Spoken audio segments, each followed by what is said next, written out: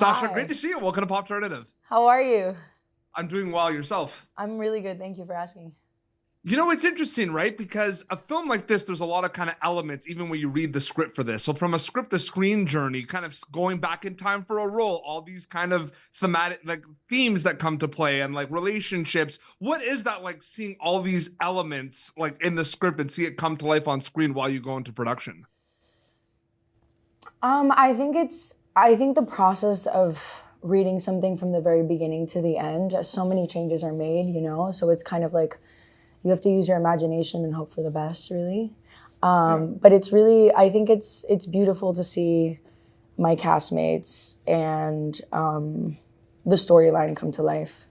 Absolutely. The film premieres at TIFF last year, and now people are going to be able to see it in theaters very soon. You've been part of a lot of projects where there have been like a release, then like people get to see it another time, like on demand and everything. Is it one big kind of journey that stays with you specifically with this film? Because it come like now it's about, last year was a lot about also horses for the festival. Now the release, like what is that like? Because like the life of an actor is like on to the next, right? Which is very interesting. You mean like the waiting period, like taking Absolutely. years to release a project? Yeah, it's kind of wild, honestly. I think yesterday, I was sitting with my friend and we were talking about gratitude. And I was like, oh, right, I have a movie that's coming out and it's going to the movie theaters.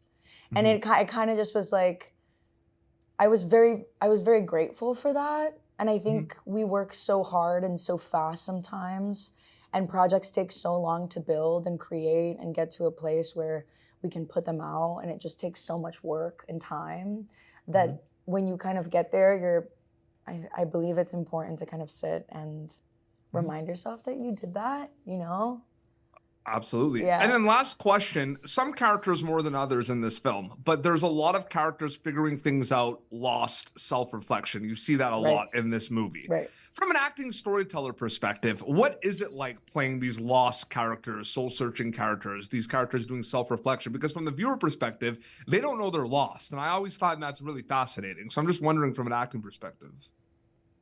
I don't know how much Sandra's lost. I think she knows exactly who she is. And that's why I admire her. That's why she sets a boundary.